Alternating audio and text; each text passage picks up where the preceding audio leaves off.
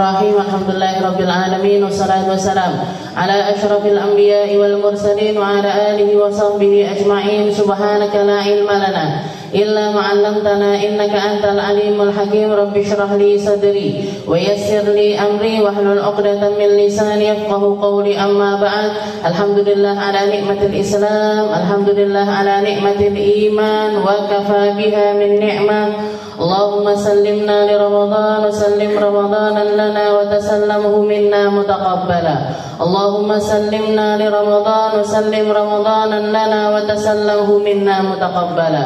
Allahumma sallimna li Ramadan wa sallim Ramadanan lana wa tasallamhu minna mutaqabbala. Amma ba'd. Alhamdulillah, segala puji bagi Allah Subhanahu wa taala yang menakdirkan kita untuk hadir duduk di tempat yang semacam ini. Minggu yang lalu kita sudah membahas tentang perkara i'tikaf, perkara pengasingan diri ataupun juga merenung menyendiri berduaan dengan Allah Subhanahu wa taala di waktu-waktu tertentu, di tempat tertentu, dengan cara tertentu. Itu semuanya adalah kriteria dari i'tikaf. Dan sebenarnya setiap dari manusia ini butuh ayya'takif. Kita itu butuh untuk menarik diri dari komunitas. Kita itu butuh untuk menarik diri dari huru-haranya pikiran. Kita itu sudah sepantasnya memiliki waktu-waktu tertentu untuk menjauh dari apa yang orang-orang ini beramai-ramai ada di tempat tersebut, agar kita memiliki sirrul ittisal, rahasia bersambung langsung dengan Allah Subhanahu wa taala. Biar pikirannya kita nyambungnya ke Allah, biar hati kita nyambungnya ke Allah. Bahkan apa yang dilakukan oleh anggota badan kita ini, kita pasrahkan aturannya kepada Allah Subhanahu wa taala, dan rasa-rasa itu semacamnya atau sepertinya akan sangat sulit sekali untuk ada di dalam diri seorang hamba ketika mereka itu tidak meluangkan waktu berduaan dengan Allah taala. Maka kita semuanya harus punya. Kita semuanya harus punya. Banyak di dalam Al-Qur'an Allah taala menawarkan waktu-waktu, kalaupun misalkan di luar Ramadan sekalipun, maka waktu-waktu semacam setelah asar ataupun juga di sepertiga malam yang terakhir, hiya asyaddu wat'an, katanya Allah taala, itu adalah waktu yang lebih deep lagi, yang lebih konsen lagi ketika kita melakukan berduaan dengan Allah taala itu di waktu-waktu tersebut. Bahkan sebagian dari syariatnya Allah taala juga mensyariatkan, seperti kalau kita ada di keadaan-keadaan tertentu, orang ini memang harusnya menarik diri dulu. Seperti adanya syariat iddah misalkan. Iddahnya seorang perempuan. Perempuan ini kalau misalkan dia masuk ke dalam dunia pernikahan, setelah itu terjadi perpisahan dengan pasangannya, mau itu pisah hidup ataupun juga pisah mati, pisah hidup misalkan semacam perceraian, atau pisah mati salah satu suaminya meninggal dunia, maka ini harusnya dia melakukan yang namanya iddah. Para ulama itu mendefinisikan apa sih makna dari iddah itu apa? Iddah itu adalah waktu dia untuk menyendiri dari pernikahan. Gak boleh nikah dulu, gak boleh berumah tangga dulu, bahkan gak boleh memiliki hasrat untuk melakukan hal semacam itu dulu. Gak boleh dulu. Kenapa? Karena dia itu butuh. Yang pertama butuh untuk mengetahui kepastian dari kosongnya rahim. Dia ini di dalam pernikahan sama suaminya ini hamil apa enggak? Kalau misalkan dia ternyata di masa iddah itu terbukti hamil, bapaknya jelas. Bapaknya itu sudah pasti suami sebelumnya. Tapi kalau misalkan orang baru, suaminya baru meninggal, dapat seminggu nikah lagi, habis itu hamil, ini kan iki anaknya sopo? Anaknya bojo pertama apa anaknya bojo kedua? Ini anaknya siapa ini? Jadi pertama hikmah dari iddah itu mengetahui kepastian dari kosongnya rahim. Lalu yang kedua, litahji, untuk menenangkan diri. Karena orang mau itu pisahnya hidup ataupun pisahnya mati, perempuan ini jiwanya pasti terguncang. Biasanya ngeladeni mangan, ndak ngeladeni mangan, gitu. Biasanya hari-hari saling sapa, nggak saling sapa. Biasanya lah Arab budal enek sing disalami, ndak enek sing disalami. Jadi dia butuh untuk menenangkan diri. Dan yang ketiga, ta'abbudi. sebagai bentuk penghambaan mahdon, penghambaan murni kepada Allah Subhanahu wa Ta'ala. Semacam apa? Semacam kalau misalkan perempuan, misalkan ada orang baru akad nikah, baru nikah, dan sebelumnya ini nggak pernah kenal, nggak pakai pacaran, nggak pakai kenalan-kenalan yang gimana-gimana, langsung nikah. Jadi kan berarti di dalam dirinya di pernikahan itu belum ada rasa sama suaminya. Ternyata begitu akad nikah, perjalanan, kecelakaan, suaminya meninggal. Misalkan, kan ada juga kejadian semacam itu. Jadi di tengah jalan, dia ketabrakan, yang meninggal cuma suaminya saja. Ini perempuan wajib iddah atau enggak? Wajib, Bu. Wajib tetap untuk melaksanakan iddah. Meskipun pesan pertama ataupun pesan kedua dari iddah itu enggak ada pada diri orang ini. Dia sudah pasti belum hamil, wong belum ngapa-ngapain, gitu. Nggak mungkin dia sudah hamil kalau istilahnya baru akad langsung hamil, nggak mungkin. Urung didemek ndak hamil itu kan nggak mungkin. Jadi kosongnya rahim sudah pasti kosong rahimnya. Litafji dia kaget, dia nggak kaget-kaget banget, wong belum ada rasa dengan suaminya. Belum ada istilahnya, belum ada ikatan yang kuat sama suaminya. Lek wong Jawa ngomongnya durung atut. Saya dulu nggak ngerti, wis satut apa urung, wis satut apa urung. Jadi belum ada rasa itu, belum ada. Tapi kenapa kok dia tetap wajib iddah? Ta'abbudi, untuk sebagai bentuk peribadatan murni kepada Allah Subhanahu wa Ta'ala yang memang mewajibkan syariat tersebut. Dan kita sebagai orang Islam harusnya seperti itu di dalam menjalankan syariat. Nyapa salat, Gusti Allah nyuruh. Kenapa puasa? Allah Ta'ala yang nyuruh. Kenapa zakat? Allah yang nyuruh. Nyapa enggak makan babi? Allah yang nyuruh. Nyapa budal kaji? Gusti Allah sing ngongkon. Jadi semuanya karena jadi kalau orang terbiasa melakukan hal semacam itu, itulah yang akan memperkuat. Jadi kalau istilahnya jenengan pengen tahu, saya ini pengen naikkan level iman saya pengen menaikkan level kepercayaan saya dengan Allah Ta'ala. Gimana caranya? Beribadahlah kamu secara tulus kepada Allah. Disitulah imanmu akan naik. Dan salah satu cara tercepat untuk melakukan hal tersebut adalah menarik diri dari komunitas kita biasanya. Kalau jenengan punya komunitas di luaran sana, komunitas dagang kah, komunitas arisan kah, komunitas cuap-cuap lah, ribah syariah lah dan lain sebagainya, maka kita itu harus punya waktu-waktu tertentu untuk menarik diri kita.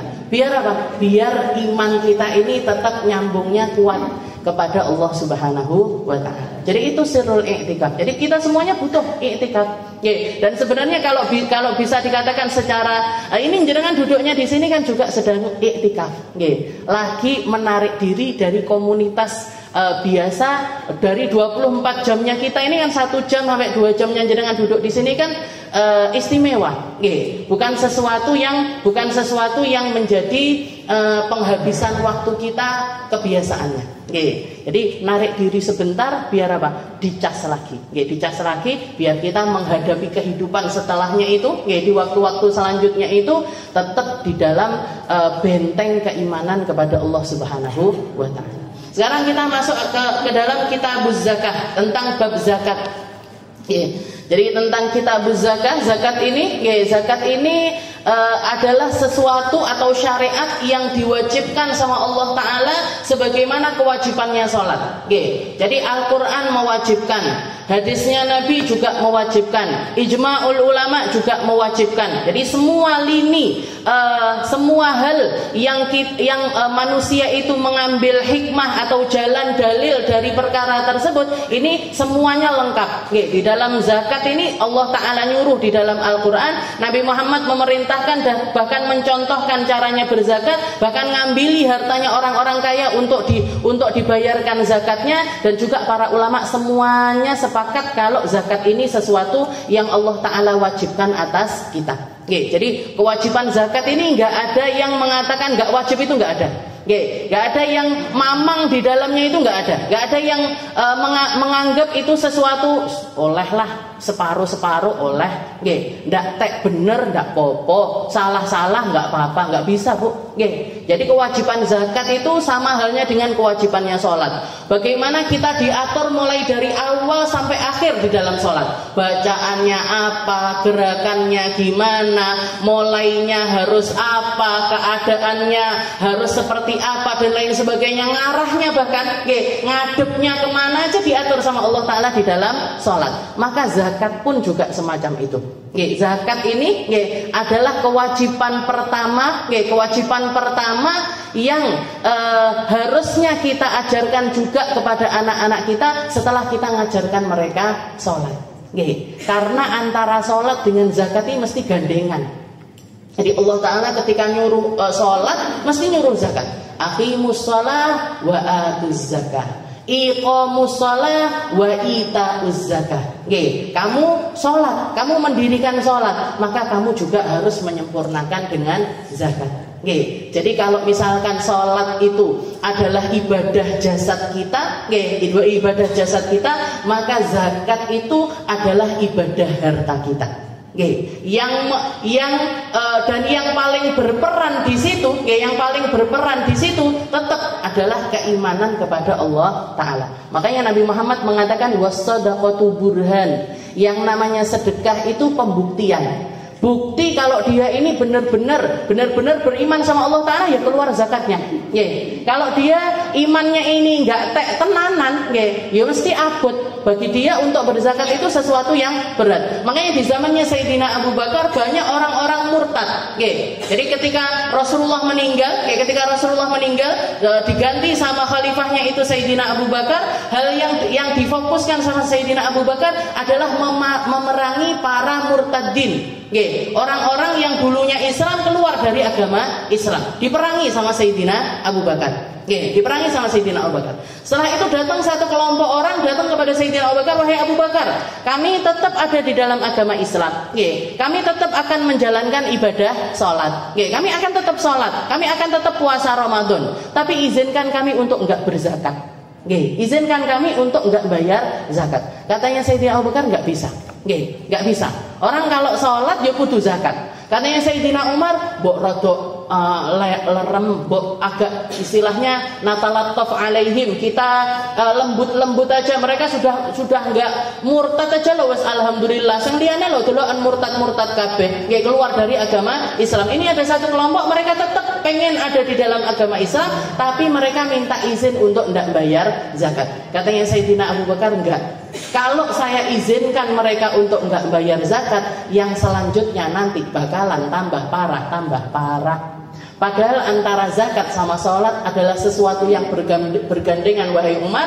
Maka nggak boleh bagi mereka untuk memisahkan antara dua perkara tersebut. Jadi zakat ini semuanya sepakat bahwasanya dia adalah syariat yang diwajibkan oleh Allah Subhanahu wa Ta'ala. Ada sekitar 27 kalimat yang digandengkan antara zakat sama sholat di dalam Al-Quran.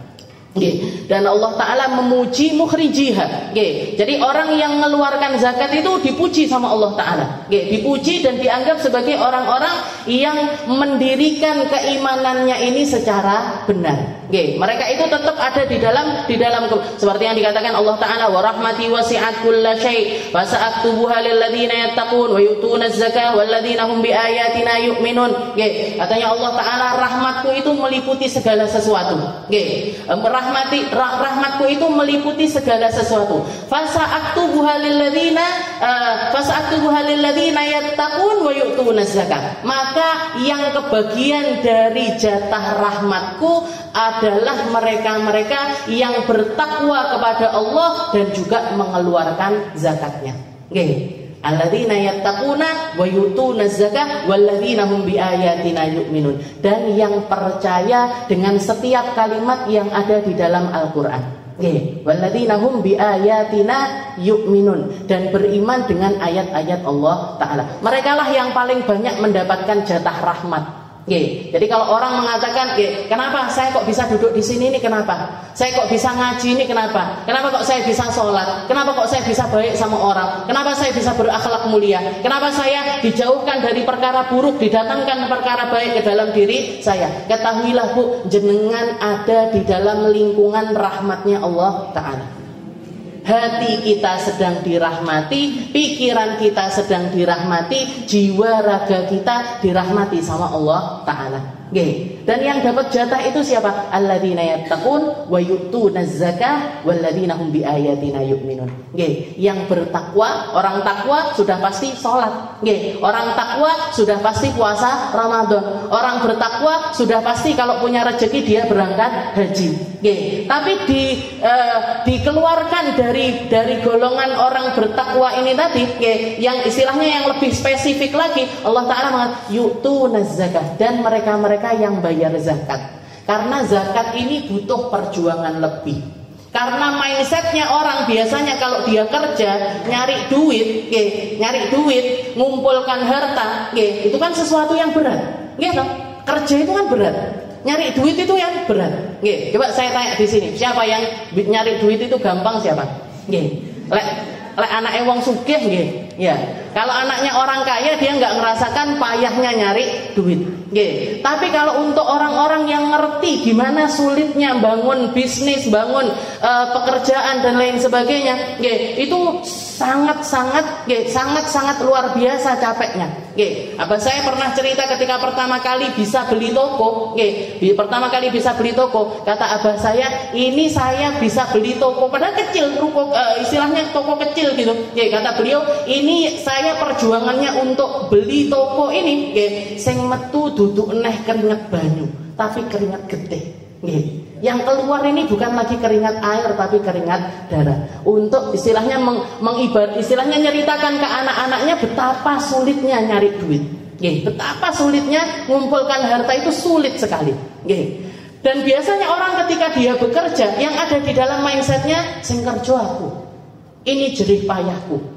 Saya yang capek-capek, saya yang rela nggak istirahat, saya yang rela untuk bekerja. Siang malam saya kerja. Masa tak bagi-bagi nih begitu saja?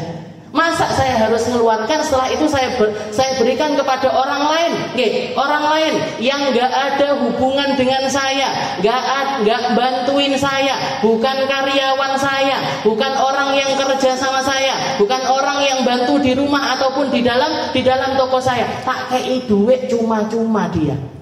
Kan berat sekali di dalam hati. Di dalam hati berat, di dalam pikiran berat. Ngeluarinnya itu loh berat. Makanya di situ yang paling dominan bisa membuat orang ini tetap berzakat adalah ketika dia percaya, ini harta punyanya Allah. Ini yang kasih saya kecerdasan juga Allah. Yang ngasih saya kuat untuk kerja juga Allah. Yang ngasih saya jalan rezeki juga Allah. Yang memberikan saya semua fasilitas sehingga saya bisa ada di dalam tempat semacam ini, ada di istilahnya bisa jadi orang kaya. Karena orang kalau zakat harta kan sudah pasti orang kaya. Jadi orang kalau sudah wajib zakat harta, itu berarti dia sudah pasti orang kaya, dan dia harus merasa kalau dirinya ini kaya. Sudah saatnya dia untuk berbagi lebih kepada orang lain. Jadi karena rasa itulah tantangannya itu tadi lebih. Dan di situ juga yang membuat orang, kalau kita lihat orang sholat itu rata-rata orang muslim itu yang taat mesti sholat, tapi urung mesti zakat. Belum pasti zakat karena beratnya untuk mengeluarkan zakat itu sendiri dan butuh training. Trainingnya dari kapan, Bu? Dari lahir jenengan sudah di training zakat. Zakat apa? Zakat fitrah dulu. Gitu. Dari mulai kita lahir, kalau ada bayi lahir nemoni Ramadan, nemoni hari raya, berarti dia wajib zakat. Namanya apa? Zakat fitrah. 2,8 sekian kilo dari beras itu harus dikeluarkan bagi anak tersebut. Padahal urung nyapo-nyapo, sek uwek, urung ngomong belum bisa, melek aja mungkin belum bisa, tapi sudah harus bayar zakat. Nanti setelah itu setiap tahun dia harus bayar zakat. Pokoknya dia ketemu masih hidup, dikasih tahun depan masih hidup, zakat lagi, tahun depan masih hidup, zakat lagi, tahun depan masih hidup, zakat lagi, terus sampai dia kerja. Kalau dia sudah bekerja, setelah itu dari mulai awal dia kerja sampai masuk 1 tahun, dihitung hartanya ini kok melebihi nisab, melebihi batas minimal orang untuk membayar zakat mal, maka wajib bagi dia untuk mengeluarkan zakat mal. Berapa? Sekitar 82 gram emas. Jadi kalau misalkan dia ini punya harta, istilahnya punya gaji ataupun pekerjaannya bukan 82, 84 gram. Jadi kalau dirupiahkan itu 1 gramnya ini sekarang hampir 2 juta katanya. 1.700.000 sekian. Itu aja jenengan kalikan 84 gram. Jadi mungkin sekitar 100 juta sekian. Jadi kalau ada orang selama 1 tahun kerja kok hartanya ini ngumpul sampai di atas 84 gram emas, maka wajib bagi dia untuk bayar zakat kedua, yaitu namanya zakat harta. Para ulama itu istilahnya salah satu gambarannya ulama, zakat harta itu kayak darah. Jadi zakat harta itu kayak darah. Jadi kalau ada orang nggak mengeluarkan zakatnya, sama aja darahnya lagi tersumbat. Orang kalau darahnya tersumbat gimana Bu? Stroke. Jadi kalau orang darahnya tersumbat, dia itu stroke. Jadi kalau misalkan ada orang sudah wajib zakat kok nggak mengeluarkan zakatnya, dia sama aja lagi menghambat peredaran dari hartanya dia sendiri. Lama-lama apa yang akan terjadi? Mungkin sumbatannya pertamanya kecil, tahun kedua nambah lagi, tahun ketiga nambah lagi, tahun keempat nambah lagi, masih tetap dia nggak bayar zakat. Akhirnya pecah pembuluh darahnya, ambruk bisnisnya. Makanya sampai Nabi Muhammad mengatakan, lihat orang-orang yang dibangkrutkan, orang-orang kalau dulunya kaya habis itu bangkrut, itu pasti bisa dipastikan ada kesalahan di dalam zakat harta orang tersebut. Jadi makanya dari mulai awal, jenengan yang punya anak-anak sudah mulai kerja, lulus kuliah misalkan, baru mulai kerja tahun ini atau istilahnya setahun 2 tahun, langsung ingatkan zakatnya mereka. Nah, administrasi keuangannya yang benar. Kamu harus tahu setiap tahunnya, kamu harus tahu persis mana uang pribadimu, mana uang perusahaanmu, mana yang jadi milik kamu yang sebenarnya, mana yang masih utang dan lain sebagainya. Harus kamu tahu secara persis. Biar apa mah? Biar tahu kamu ini wajib zakat apa enggak. Biar kamu bisa mengevaluasi hartamu sendiri. Nah itu harus itu. Jadi dari tahun pertama kita kerja itu harusnya sudah mikirkan, sudah dihitung. Paling enggak setahun sekali. Januari kerja, berarti Januari tahun berikutnya harus sudah evaluasi. Dilihat pembukuannya. Kalau memang perdagangan, dilihat pembukuannya. Kalau memang gajinya itu bulanan, dihitung. Gaji saya berapa ya? Oh, gaji saya sebulan 10 juta. Berarti kan setahun 120 juta. Nah, kalau 120 juta berarti gimana? Wajib zakat. Sudah wajib zakat. Kamu gajinya berapa? 500.000, ya berarti belum. Kalau gaji pertama kamu berapa? 500.000, berarti belum. Nanti tahun depan misalkan naik 1 juta, berarti di total setahun 12 juta. Nah, berarti belum wajib zakat. Berapa? 3 juta. Nah, dihitung, pokoknya dihitung terus. Setiap tahun itu harus ada perhitungan. Nah, itu juga untuk memotivasi diri.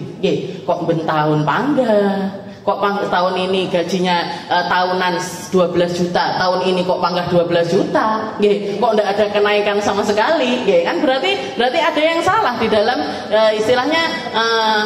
Harusnya kan orang setiap tahun itu naik gitu harusnya, walaupun nggak semuanya, tergantung istilahnya ya seperti itulah. Pokoknya alhasil zakat ini sesuatu yang memang harus kita lakukan. Warahmati wasi'at kulla syai' fasa'aktubuha. Dan juga zakat ini syariat mulai dari zaman nabi-nabi terdahulu.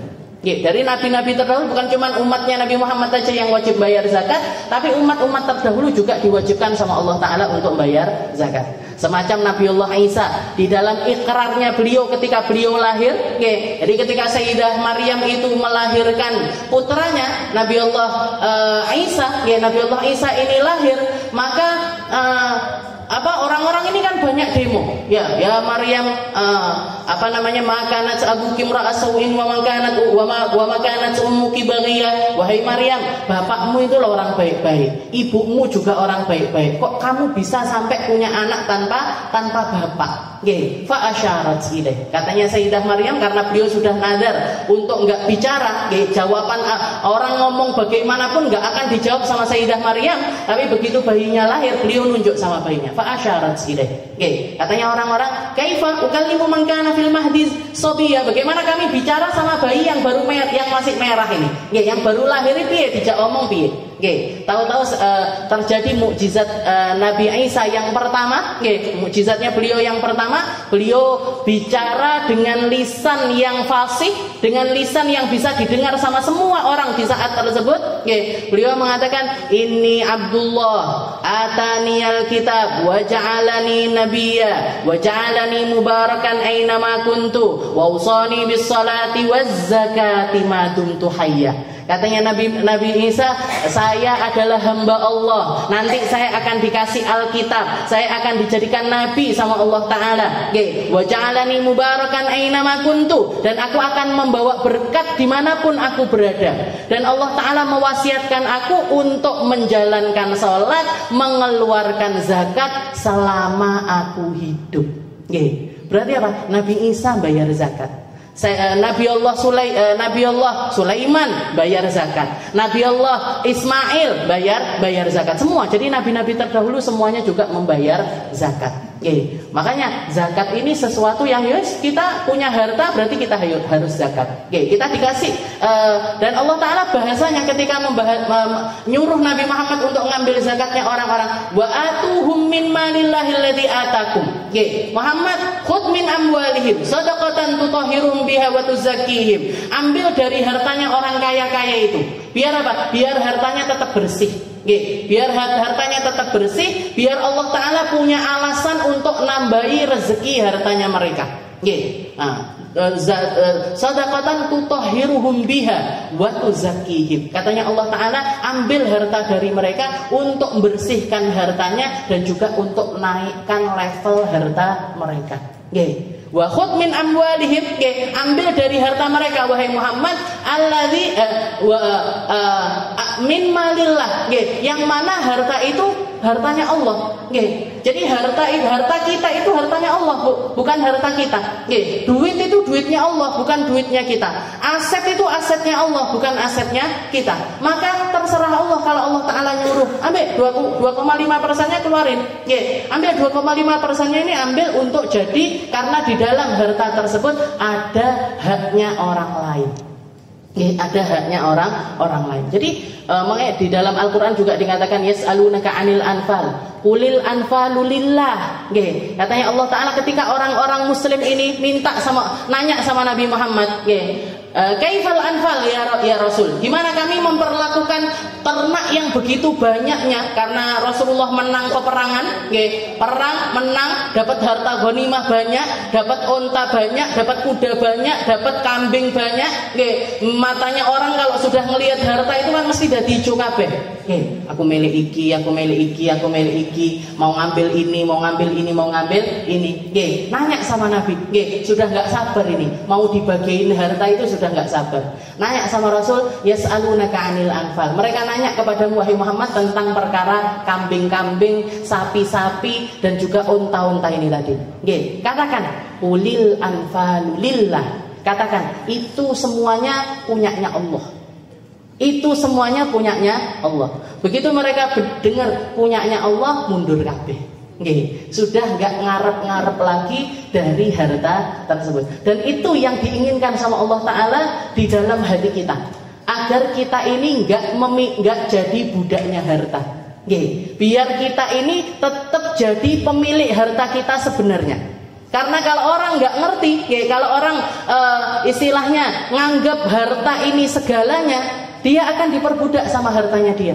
Jangan lihat orang-orang kaya itu. Mana berangkasnya yang nggak dikunci, mana yang rumahnya nggak dipagar, Nggih. Mana yang istilahnya nggak pakai penjaga untuk harta mereka. Nggih. Istilahnya orang punya duit, nggih, orang punya duit itu potensi untuk diperbudak sama duitnya itu besar sekali. Nggih. Jadi diperbudak, dia nyewa orang buat jagain, beli brankas mahal untuk ngunci dan lain sebagainya. Kenapa? Karena ini harta, saya harus jagain dia. Nggih. Jadi sebenarnya siapa ini? Bosnya sopo aslinya? Nggih. Dia ini benar-benar bos apa dia ini budak dari hartanya dia sendiri? Makanya Rasulullah mengatakan abdud dinar wa abdud dirham. Nggih, celaka orang yang jadi budak hartanya dia sendiri. Nggih. Jadi kita harus yakin kalau harta ini punyanya Allah. Ketika Allah nyuruh cuman 2,5%, nggih, yang disisakan 97,5%. Kalau kita punya uang 100 juta, berarti cuman 2,5 juta. Yang disisakan 97,5 juta. Titik banget, Bu. Nggih, sedikit sekali dari harta kita yang harus kita keluarkan untuk zakat. Nggih. Jadi zakat ini, nggih, ta'rifuz zakah, kitab zakah lughatan at-tadhhir wan nama'i ziyadah wal khair wal barakah li anna Allah yutahhirul muzakki biha min ad-dzunub wa radilatul bukhl. Jadi secara bahasa zakat itu, ya, secara bahasa zakat itu at-tadhhir wan nama. Sama diambil dari ayat Al-Qur'an itu tadi. Nggih, khudh min amwalihim shadaqatan tutahhiruhum biha wa tuzakkihim. Nggih. Jadi ambil dari harta mereka wahai Muhammad untuk membersihkannya dan juga untuk menaikkan level. Maka zakat diambil dari kalimat tersebut. Nggih. Artinya apa? At-tathhir wan nama. Nggih, pembersihan harta dan juga penambahan harta. Nggih. Jadi pembersihan harta sekaligus penambahan harta. Karena berarti ketika kita bayar zakat, secara otomatis harta kita itu nambah. Nggih. Mungkin nggak nambah nominalnya di dunia secara langsung, tapi sudah bisa dipastikan ada jatah nominal harta kita di akhirat. Nggih, sudah pasti itu. Nggih, 2,5%-nya ini berarti sudah kita amankan untuk akhirat kita. Tinggal 97,5%-nya ini nanti nasibnya gimana? Nggih. Tapi yang pasti kalau kita bayar zakat 2,5%-nya ini sudah kita kirimkan ke akhirat, kita sudah punya tabungan di akhirat. Az-ziyadah at-tathhir wan nama. Jadi secara bahasa pembersihan dan juga penambahan harta. Ai ziyadatul khair wal barakah, yaitu yang dimaksud nambah di sini adalah kebaikannya nambah, berkahnya nambah, nggih, berkahnya nambah, dan itu juga menjadi penyebab orang yang bayar zakat ini diampuni dosanya sama Allah taala. Dihapuskan dosanya, dihapuskan kesalahannya sama Allah. Itu secara bahasa. Wa syar'an ikhraju malin makhsus ala wajhin makhsus bi niyatin makhsus yusraf li ta'ifatin makhsusah. Nggih. Jadi yang namanya zakat secara syariat ngeluarkan dari harta khusus. Nggih. Enggak semua harta wajib dizakati, tapi harta yang di situ kita putarkan untuk bisnis kita, itu yang wajib dizakati. Kalau aset untuk dipakai enggak wajib zakat, Bu. Nggih. Jenengan punya rumah, nggih, jenengan kerja, habis itu beli tanah, habis itu dibangun rumah, dipakai tinggal. Nggih, dipakai tinggal. Berarti gimana ini? Setiap tahun apa harus saya bayarkan zakatnya rumah ini? Enggak. Nggih. Jenengan beli mobil dipakai untuk pribadi kemana-mana, naik motor juga, nggih. Berarti gimana? Harus saya bayarkan zakatnya apa enggak? Enggak. Nggih. Harta khusus. Harta yang gimana? Kalau untuk zakat fitrah berarti harus dengan dari harta kita, ya memang dari uang kita. Ya. Setelah itu kalau zakat mal ini harta yang di situ berputar untuk pekerjaan kita ataupun yang ada di rekening kita. Nah, maka itu wajib untuk dizakati. Oke, tapi kalau untuk aset, kalau misalkan toko, ngoten nggih, toko. Nggih, mana ini yang wajib dizakati? Barang dagangannya. Nggih, barang dagangannya. Jenengan jualan baju misalkan, nggih, jualan baju. Ya sudah, berarti berapa ini? Ya, baju yang kita gantungkan di etalase toko kita itu yang wajib untuk dizakati.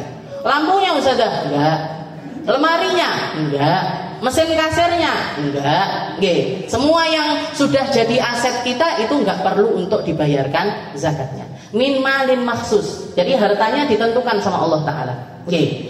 ala wajhin maksus, caranya juga diajarkan sama Allah Ta'ala bisyurut, jadi ada syarat-syaratnya. Ini termasuk syaratnya zakat. Orang yang zakat itu harus Islam, orang yang zakat itu harus merdeka, orang yang zakat itu memang diambil dari zakat milik pribadinya dia sendiri, duduk zakate tonggone, duduk zakate dulure, bukan zakat orang tuanya, tapi harta milik pribadinya dia sendiri, itu yang wajib dizakati. Jadi kalau masih ada kongsi, misalkan jenengan kerja, saya misalkan sama Mbak Ira investasi, saya 100 juta, Mbak Ira 100 juta. Ini gimana ini? Masuk 1 tahun di dalam pekerjaan kita, ini wajib dizakati enggak harta yang saya investasikan ini tadi? Belum tentu. Belum tentu. Ya kalau misalkan uang dana itu bertahan di situ masih tetap seperti itu. Tapi kalau misalkan terjadi penurunan sampai akhirnya di bawahnya nisab, itu nanti dibagi 2. Kalau memang masih di atasnya nisab, maka wajib bayar zakat. Tapi kalau enggak, kalau di bawah itu maka enggak wajib bayar zakat. Contohnya misalkan kayak tadi, saya invest 100 juta, Mbak Ira invest 100 juta, diputar selama setahun di dalam pekerjaan. Tiba rugi terus selama setahun. Sampai akhirnya 200 juta itu tadi berkurang. Jadi roksumalnya atau modalnya ini turun sampai tinggal 100 juta. 100 juta terus gimana? Berarti punya saya 50, punyanya Mbak Ira 50. Gimana ini 50 ini wajib zakat apa enggak? Enggak wajib. Kecuali kalau saya masukkan ke dana pribadi saya, berarti itu wajib zakat. Tapi kalau masih di dalam investasi itu belum wajib zakat. Tapi kalau misalkan setahun kerja, tiba-tiba badi sampai naik jadi 300 juta. Jadi dari perdagangan itu naik jadi berkembang, bisnisnya jadi 300 juta. Berapa ini? Berarti milik saya 150, punyanya Mbak Ira 150. Berarti gimana? Wajib bayar zakat. Wajib dibayarkan zakatnya. Jadi harus milik pribadi, bukan milik siapa-siapa, bukan punyanya siapa-siapa. Yang keempat, sempurna kepemilikannya. Jadi kepemilikannya ini memang benar-benar ada di dalam tangan orang tersebut. Tamamul milik. Ayakunal milk tam fala zakah fi malil mukatab bidi'fati mulki. Contoh orang yang kepemilikannya belum sempurna ini kayak misalkan ada orang punya anak 5. Ada orang kaya punya anak 5. Orang kaya ini tadi meninggal dunia. Orang kaya ini tadi meninggal dunia. Istrinya masih ada tapi istrinya masih ada. Biasanya kan orang rata-rata banyak saya temukan itu kalau suaminya meninggal, ini harta warisan suami ini nggak langsung dibagi. Ibu esek enek wis mikirne warisan, atau dia masih proses-proses untuk di dalam pembagian zakat tersebut. Misalkan sudah dibagi, orang tuanya ninggalkan untuk anaknya ini, misalkan anaknya 5, ninggalkan harta 1 miliar misalkan. Kalau 1 miliar dibagi orang 5 kan berarti masing-masingnya kan 200 jutaan. 200. Anaknya lanang kabeh misalkan, biar gampang lah jenengan. Nanti anak wedoke wis mumet naik. Anaknya laki semuanya, jadi jatahnya berarti 200. Tapi masih proses, belum ada di tangan kita. Belum ada di tangan kita. Atau misalkan hartanya orang tua ini dia memang 1 miliar, tapi masih berbentuk rumah atau berbentuk tanah. Piye? Wajib masuk di dalam bagian zakat kita tahun ini apa enggak? Enggak wajib. Karena apa? Karena kepemilikannya belum sempurna.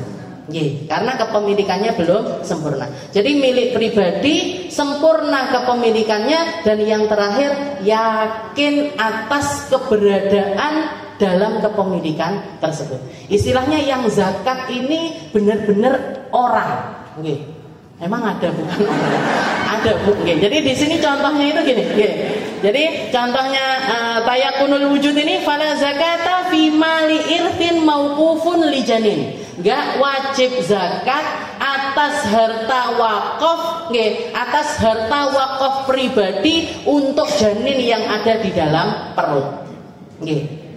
Kalau jenengan perhatikan di sini, gak ada syarat balik, gak ada. Syarat berakal juga gak ada. Jadi kalau ada orang gila kaya, panggah wajib zakat. Nggih. Jadi kalau ada orang gila, nggih, tapi dia kaya raya, nggih, maka tetap wajib zakat. Siapa yang menzakati? Walinya. Nggih. Kalau orang tuanya ada, orang tuanya. Kalau adanya kakaknya ya kakaknya. Kalau adanya pamannya ya pamannya. Nggih. Jadi orang gila yang kaya tetap wajib zakat. Anak kecil, nggih, anak kecil yang kaya juga wajib zakat. Oke, jadi anak kecil kaya raya dia tetap wajib zakat. Jadi misalkan orang tuanya kaya, meninggal dunia, ninggalkan buat dia ini harta yang banyak. Berarti gimana ini hartanya anak ini wajib zakat apa enggak? Wajib.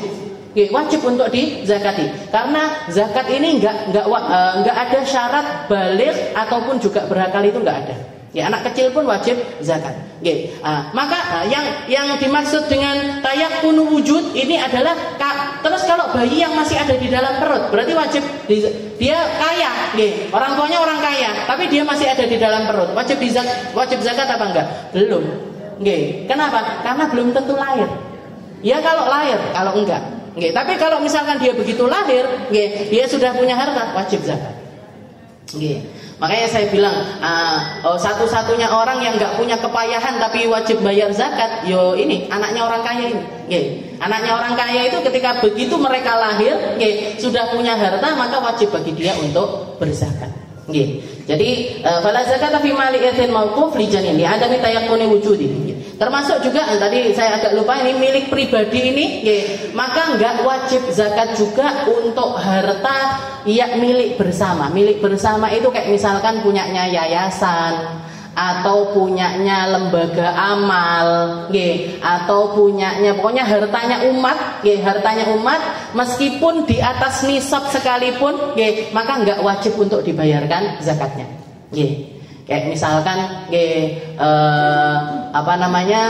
ini Masjid Al-Fatah ini misalkan punya yayasan, punya yayasan gerak di bidang pendidikan misalkan, ataupun juga buat ngopeni jamaah masjid, buat bukakan dan lain sebagainya, open donasi. Jadi ada orang nyumbang 1 juta, ada orang nyumbang 5 juta, ada orang. Nah ini gimana ini? Ternyata misalkan dari donasinya orang-orang ini sampai hartanya itu sampai di atas 100 juta atau di atas 200 juta. Gimana ini? Wajib zakat apa enggak? Enggak wajib. Karena ini bukan punya pribadi perorangan, tapi punyanya umat. Jadi punyanya yayasan. Maka seberapapun banyaknya harta yang terkumpul di situ, maka tidak ada kewajiban zakat di situ.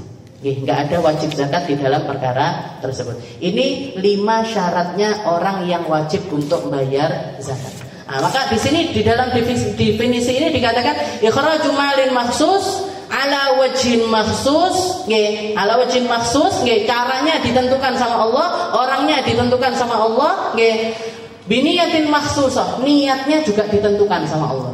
Jadi niat di dalam zakat itu ada ketentuannya. Kalau kita bayar zakat fitrah, nawaitu ikhraju zakatil fitr. Ya Allah, saya niat mengeluarkan zakat fitrah saya lillahi ta'ala. Untukmu ya Allah. Kalau bayar zakat mal juga ngoten, jangan mengeluarkan harta tadi. Ya Allah, nawaitu ikhraju zakatu mali. Ya Allah, saya niat mengeluarkan zakat harta saya lillahi ta'ala. Biniyatin makhsusah yusraf li ta'ifatin makhsusah, diberikan kepada orang tertentu. Enggak boleh sembarang orang nerima zakat. Enggak boleh sembarang orang nerima zakat. Makanya dikatakan sedekah itu ada 2 macam. Ada namanya sedekah wajib, ada namanya sedekah sunnah. Ada yang namanya sedekah wajib, ada yang namanya sedekah sunnah. Yang membedakan apa? Kalau sedekah wajib ini semua tata caranya diatur sama Allah Ta'ala. Hartanya diatur, orangnya diatur, niatnya diatur, diberikan juga sama orang-orang yang ada di dalam aturannya Allah Ta'ala. Gak boleh sembarangan orang menerima zakat. Kalau sedekah terserah kepada orang tersebut. Makanya ini apresiasinya Allah untuk para pekerja, untuk orang-orang yang nyari uang, yang mengumpulkan harta. Apresiasinya Allah Ta'ala, kamu boleh sedekah terserah kamu. Kamu boleh sedekah dengan caramu. Kamu boleh sedekah sekehendak hatimu. Ada orang senang sedekah ngasih makan orang, terserah dia. Ada orang suka sedekah bantuin ngentaskan orang dari misalkan yang nggak kuat bayar SPP, aku tak sedekahku tak bebas nih orang SPP-nya anak ini terserah. Ada orang suka sedekah itu dengan cara bagi-bagi kepada sembarang orang, pokoknya senengannya bagi-bagi uang gitu aja. Nggak gimana, nggak apa-apa.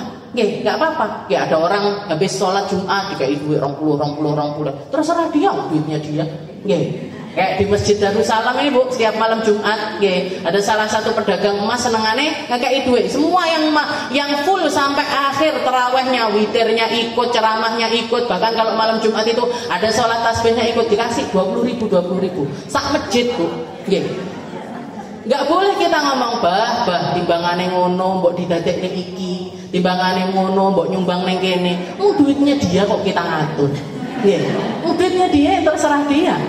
Nggak boleh kalau orang sedekah sunnah, sedekah yang bukan wajib itu terserah bentuknya kayak gimana, terserah diberikan kepada siapa. Ponakan saya dapat Bu.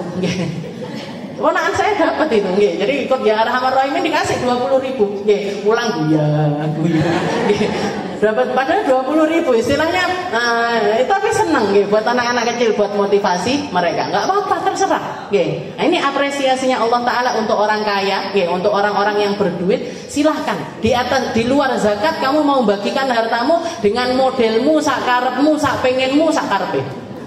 Ada orang haus dikasih lemari bene. Ada orang kelaparan dikasihnya sendal, terserah. Itu duitnya dia. Aku pengennya sedekah sendal, bene. Nah, tapi kalau untuk zakat ini orangnya pun bahkan yang diberikan itu nggak boleh sembarang orang. Harus min thamaniyati asnaf. Harus masuk di dalam 8 golongan manusia. Innamas shadaqatu lil fuqara wal masakin, wal 'amilina 'alaiha wal mu'allafati qulubuhum wa fir riqab wa fi sabilillah wa ibnis sabil. Wa ibnis sabil. Jadi sedekah itu boleh diberikan kepada orang fakir, orang miskin, amil zakat, amil zakat. Setelah itu orang mu'allaf, orang yang banyak utang, orang yang fi sabilillah, yang berjihad di jalannya Allah Ta'ala di dalam peperangan, juga orang yang kehabisan bekal, orang yang kehabisan bekal di dalam perjalanan. Nah, 8 golongan itulah yang boleh mendapatkan zakat, yang berhak mendapatkan zakat. Di luar itu nggak boleh. Jadi saya zakat buat suami saya nggak boleh. Saya zakat untuk orang tua saya nggak boleh. Itu infak wajib, bukan zakat. Saya mau ngasih anak saya, saya ngasih zakat buat modal usaha anak saya sendiri, nggak boleh, nggak boleh, karena mereka orang-orang yang ada di dalam nafkah wajib kita, maka orangnya harus masuk di dalam 8 golongan ini tadi. Kalau bukan 8 golongan ini tadi, maka nggak boleh untuk menerima zakat. Wallahu a'lam bishawab. Insyaallah kita lanjutkan di pertemuan selanjutnya. Siapa itu miskin, siapa itu fakir, siapa itu orang-orang yang ditentukan sama Allah Ta'ala, dan juga gimana caranya kita berzakat. Insyaallah nanti pelan-pelan. Nggak bisa pelan, gara cicit. Ya tidak apa-apa nanti kalau sampai habis lebaran.